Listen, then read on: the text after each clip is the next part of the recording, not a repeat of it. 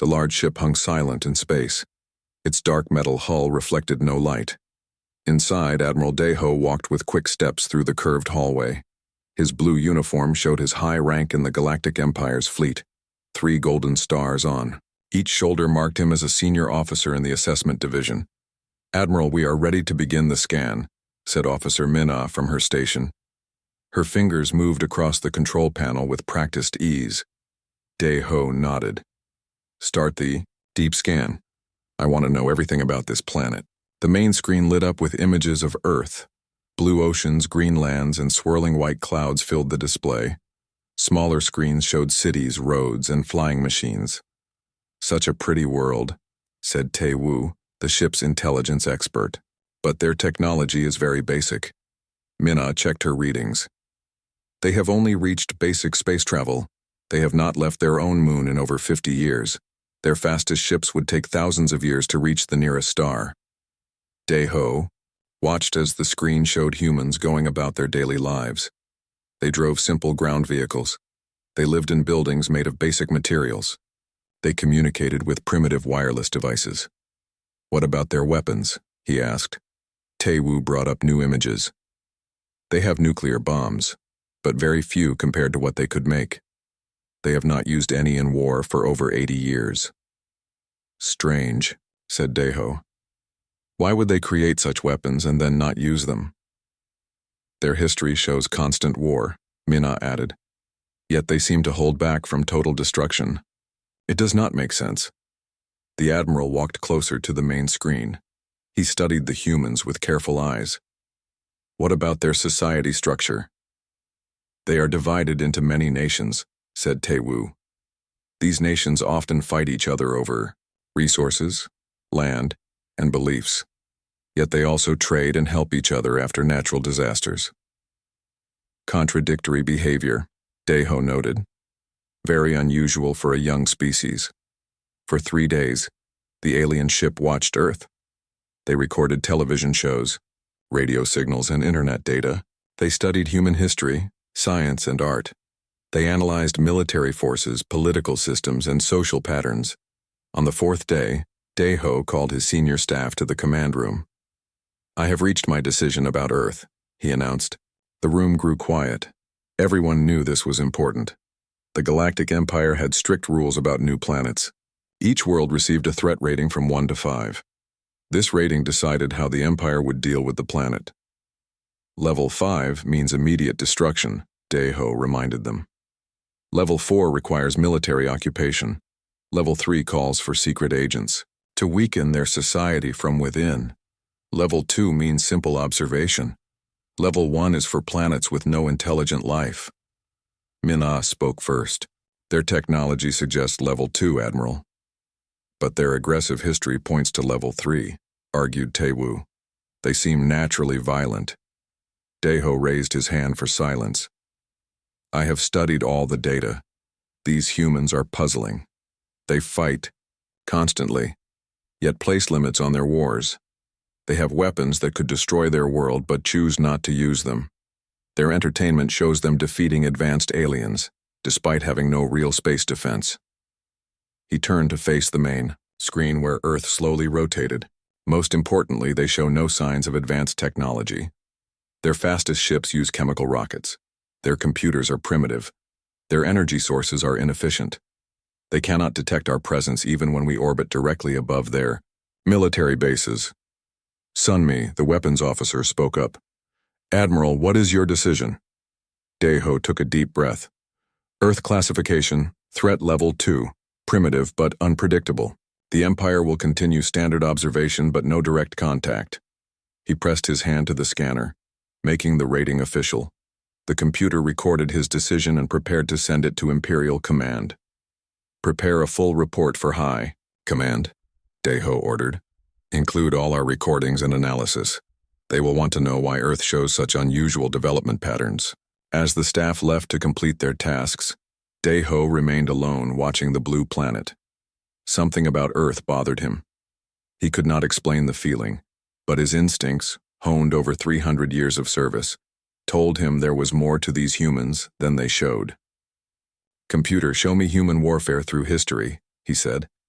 The screen filled with images, ancient armies with swords and shields, knights on horses, soldiers with rifles, tanks, planes dropping bombs, modern armies with advanced weapons.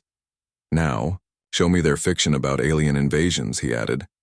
New images appeared, movies showing humans defeating powerful alien forces, stories about human bravery against overwhelming odds, tales of clever tricks that brought down superior enemies. Dai-Ho's eyes narrowed. These humans expect to meet aliens someday, and they expect to fight them and win. A soft beep interrupted his thoughts. Officer Jisu's voice came through the speaker. Admiral, we have detected unusual energy readings from the dark side of Earth's moon. Very faint but not matching any known human technology. Investigate, Dai-Ho ordered. 5 minutes later, Jisu reported back.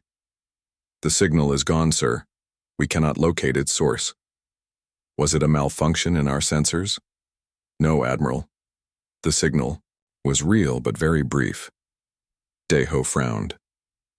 Noted in the report, it was probably natural radiation. But he did not believe his own words.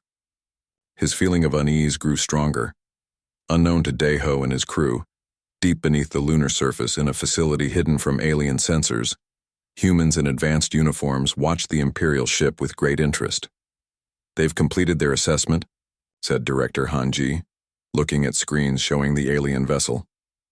What did they decide? Chief Analyst Do-Yun checked his data. Threat level 2, just as we predicted. They see us as primitive and not worth immediate attention. Hanji allowed herself a small smile. Good. The deception continues to work. How long until their ship leaves? Their preparation suggests they will depart within 12 hours, replied Do-Yun. Perfect. The moment they're beyond Mars orbit, activate the new stealth satellites. And send word to our allies in the Proxima system. The Empire still doesn't suspect anything. Hanji looked at the largest screen showing the Imperial ship. 5 more years and we'll be ready. The Empire has ruled through fear for too long. As Dai-Ho's ship prepared to leave Earth orbit, neither he nor his crew realized their every move had been watched, their every communication recorded, their every scan carefully allowed to see exactly what humans wanted them to see. The game of deception had worked perfectly. Earth remained classified as harmless. For now. 5 years passed quickly. Admiral Dai-Ho now had a new job. The Empire had promoted him to sector commander of the Proxima Quadrant. He now watched over 50 different worlds, including Earth. His new command center orbited a gas giant 3 star systems away from Earth.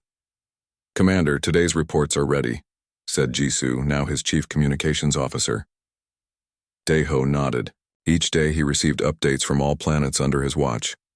Most were boring, trade ships coming and going, weather patterns changing, political leaders making speeches, sometimes a small fight or protest that needed watching. Anything unusual? He asked, taking the data pad. No, sir. All systems report normal status. Jisu paused.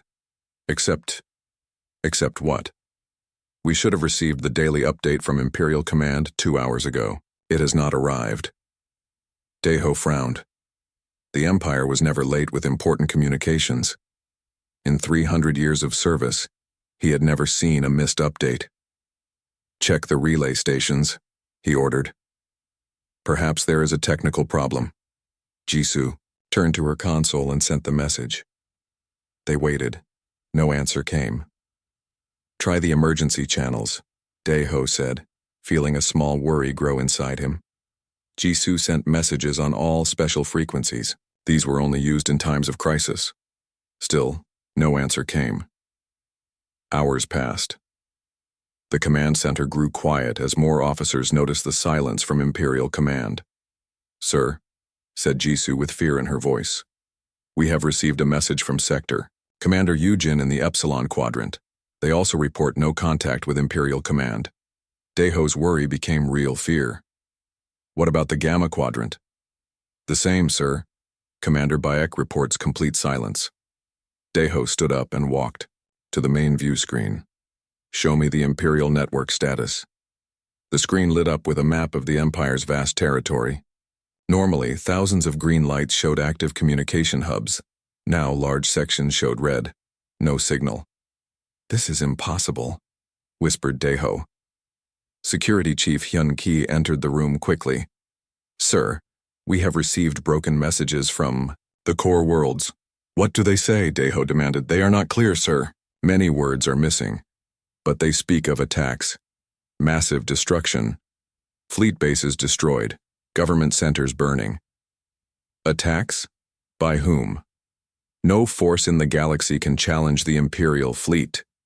Hyun-ki's face was pale.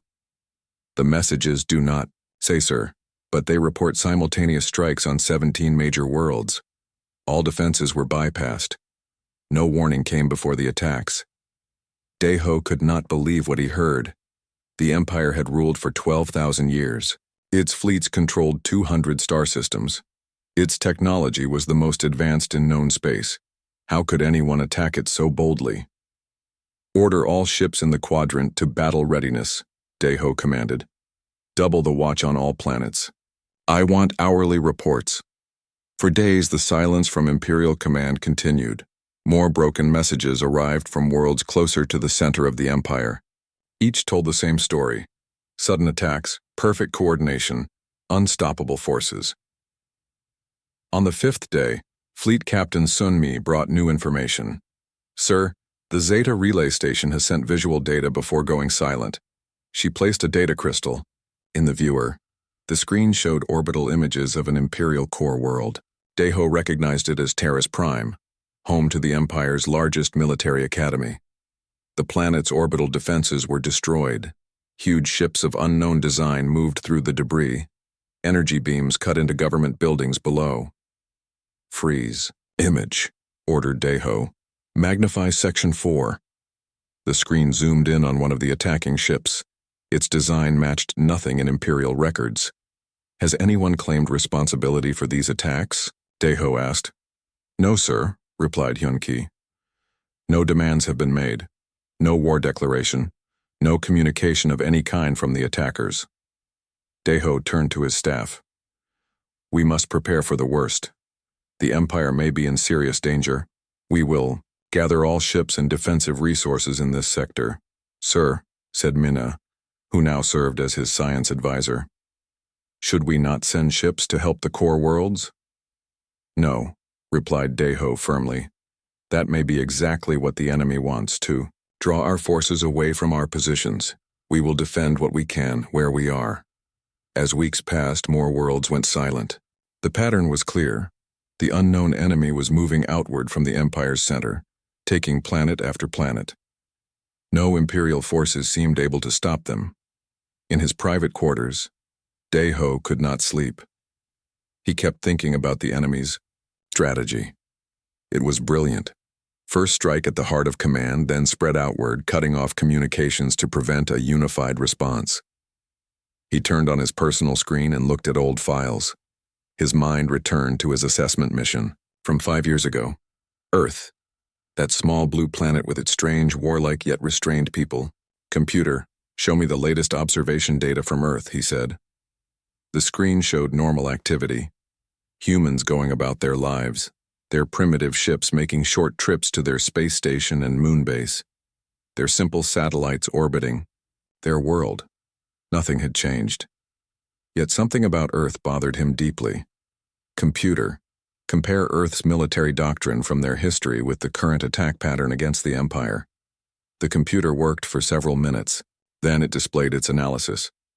Matching patterns found: 87% correlation with Earth military strategy called decapitation strike. Historical examples include conflicts named World War II Pacific Campaign and Desert Storm Operation. Daeho sat up straight.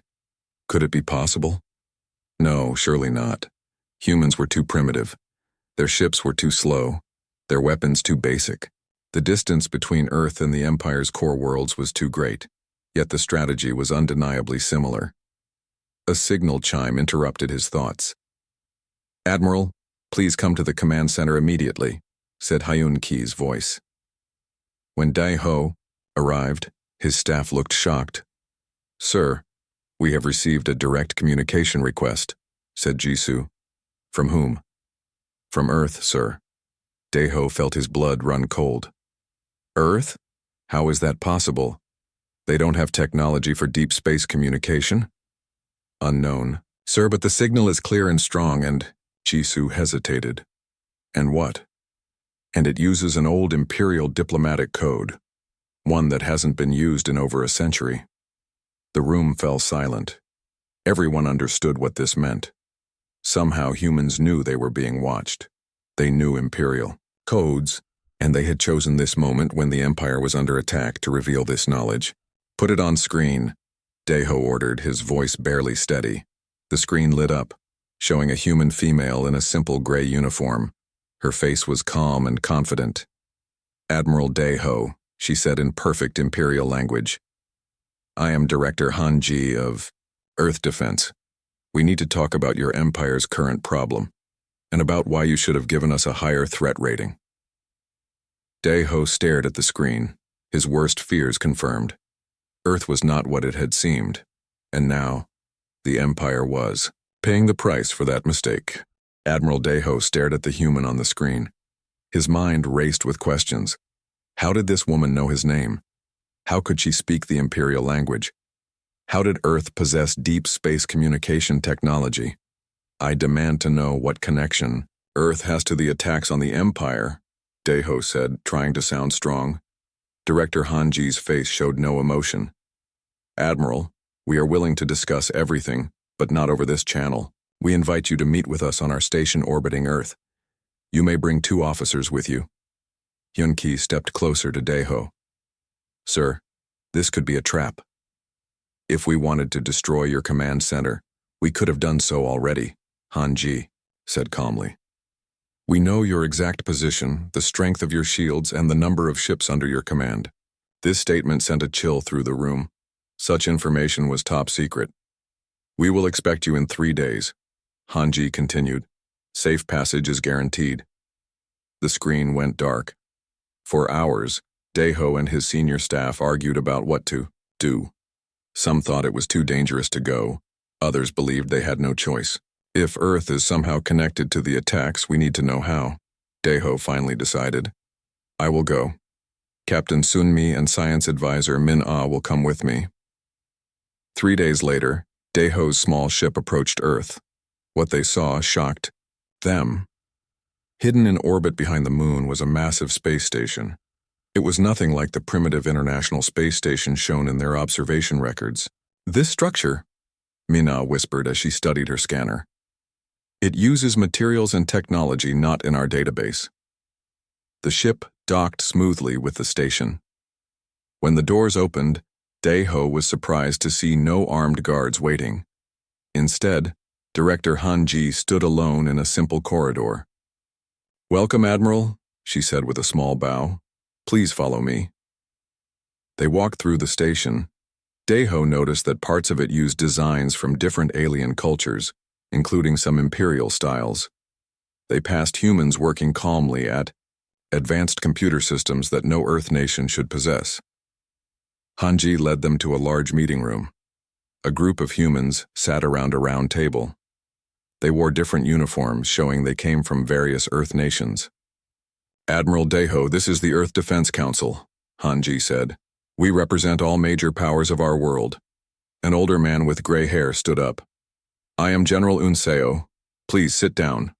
Once they were seated, Hanji touched a control panel. A large holographic display appeared above the table, showing the galaxy with the Empire's territory highlighted. Large sections were now marked in red. This is the current state of your empire, she said. Approximately 60% of imperial territory is no longer under central control. Who is responsible for these attacks? Daeho demanded. General. Hyunseo and Hanji exchanged looks. Then the general spoke. We are. Daeho laughed, but it was a hollow sound. Impossible. Your technology is too primitive, your ship's too slow. A younger man stood up. I am Science Director Do-yoon. What you believe about Earth's technology is what we wanted you to believe. Do-yoon pressed a button. The hologram changed, to show Earth with hundreds of hidden bases highlighted beneath the oceans, in mountains and on the far side of the moon. For over 300 years we have known about alien life, Do-Yoon explained. Long before your empire found us. Our first contact was with refugees from the Centauri system, fleeing your imperial expansion. Daeho looked confused. Centauri? That system was integrated into the empire 800 years ago. Yes, Hanji said. And some of its people escaped here. They taught us about the empire's methods, how you classify worlds, how you conquer, then based on that classification. Mina looked at the displays with growing understanding. So you deliberately appeared primitive. Exactly, said Do-Yoon. We kept all advanced technology hidden. The rockets, satellites, and space stations you observed were just a show. Our real technology developed in secret.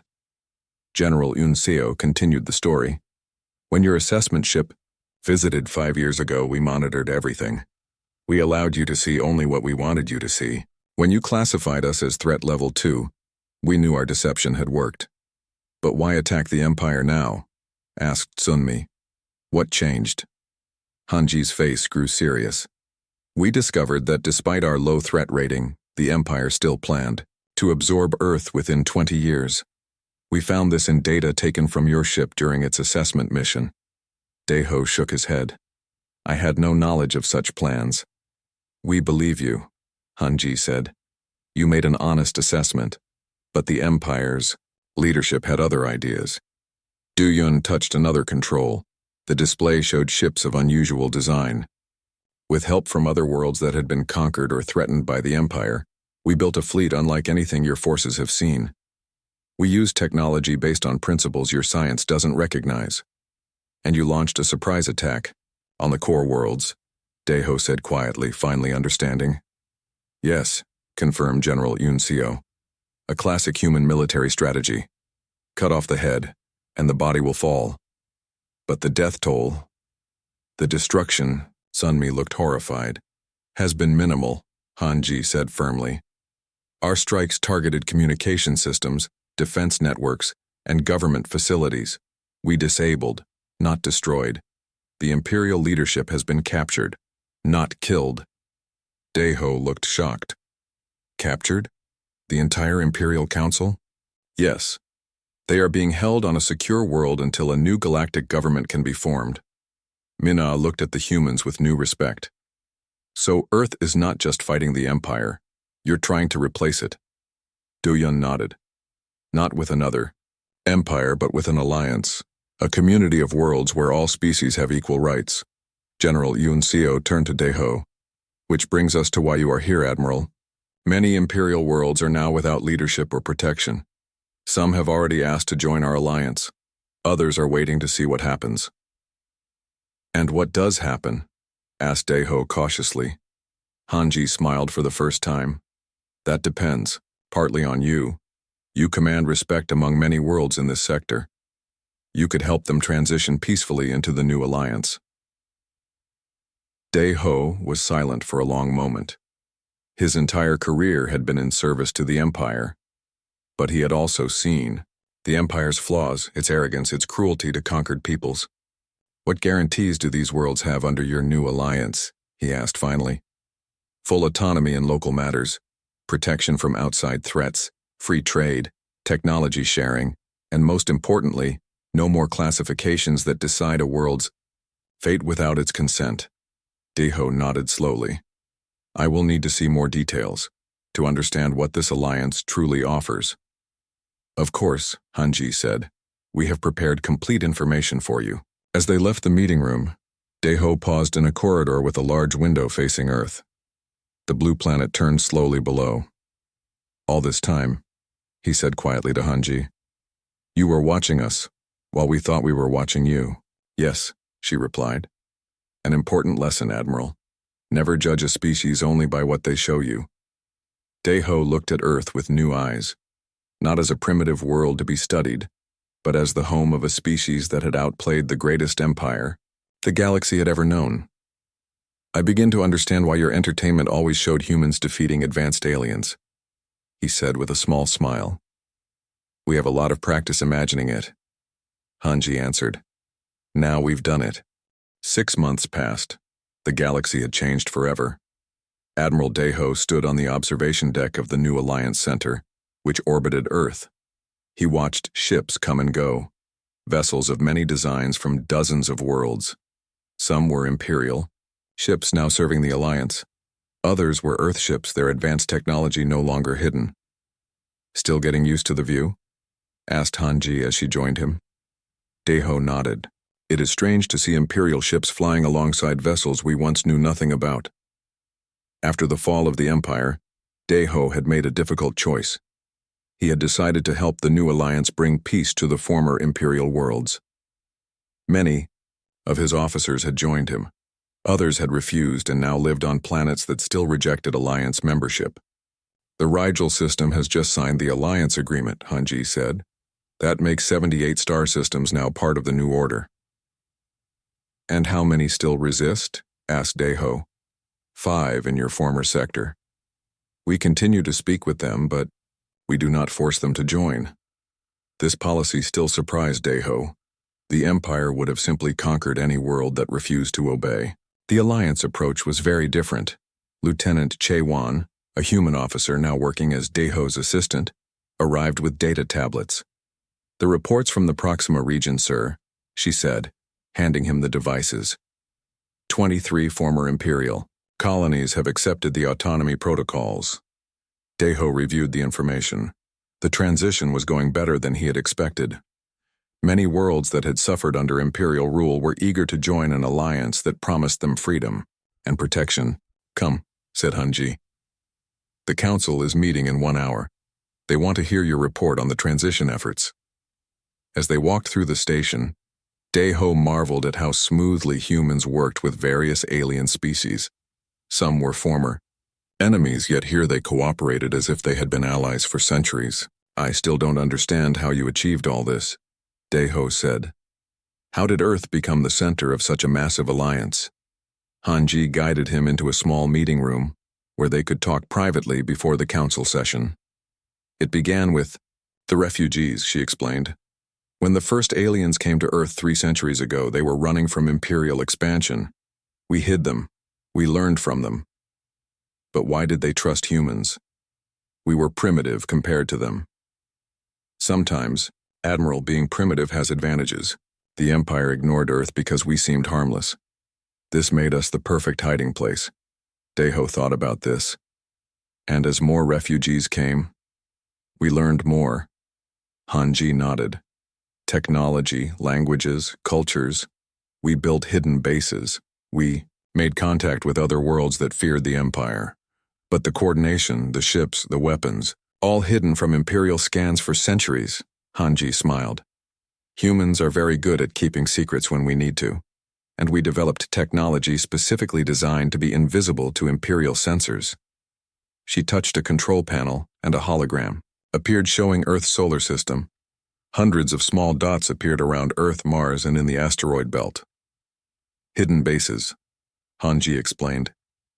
"Manufacturing centers, training facilities, research stations, all undetectable by your scans because they used energy sources your science doesn't recognize." "Incredible," Deho whispered. "And the attack plan?" "Was centuries in the making. We knew the Empire's strengths and weaknesses.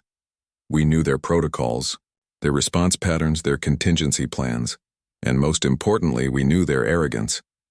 They never believed a primitive world could threaten them." A chime sounded, indicating the council meeting would begin soon. As they walked to the council chamber, Deho had one more question. "Why reveal yourselves now? Why not wait longer?" Hanji's face grew serious. "We discovered the Empire had begun a new expansion program. 50 worlds were targeted for integration over the next 20 years.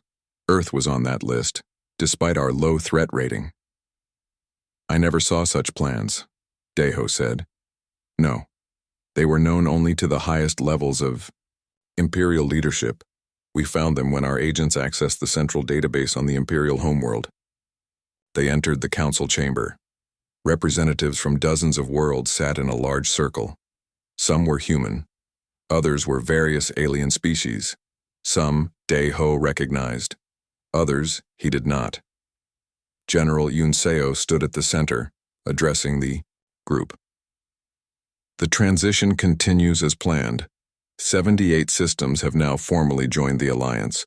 Trade routes have been re-established in 65% of former imperial space. Daeho took his seat beside Hanji. The council was discussing new defensive measures for the alliance. Unlike the Empire, which kept advanced technology for itself, the alliance shared protection equally among all member worlds. We have begun installing the new shield network on the outer colonies, reported Science Director Do-yun. All alliance worlds will have the same level of protection within 1 year. After the meeting, Daeho and Hanji walked back to the observation deck.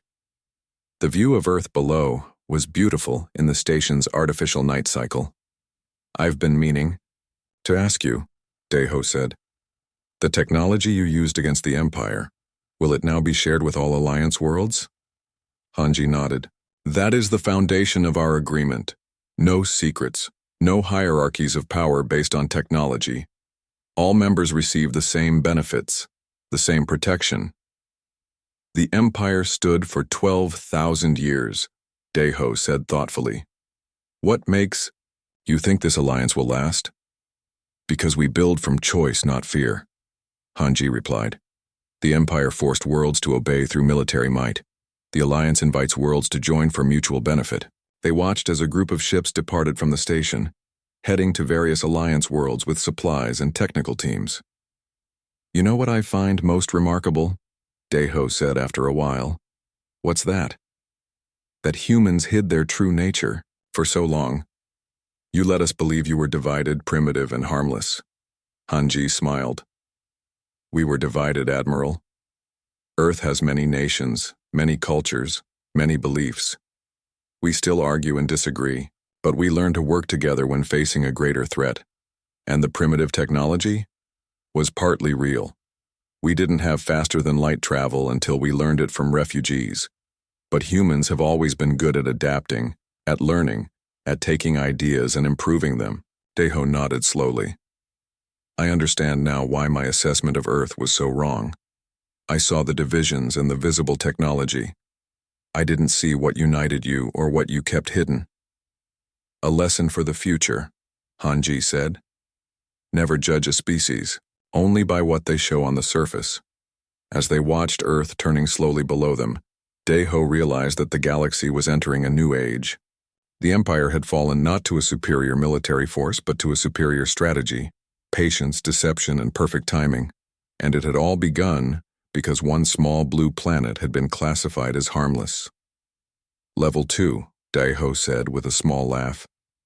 "If only we had known." Hanji smiled. "If you had known, we wouldn't be having this conversation. Sometimes, Admiral, it's better to be underestimated." Daeho could only agree. Earth had taught the galaxy a powerful lesson. Never judge a world by appearances alone. In the shadows of what seemed primitive, something extraordinary had been growing all along. The future would be built not on imperial might, but on alliance cooperation. And at its center stood Earth, no longer hiding, but leading the way to a new galactic order.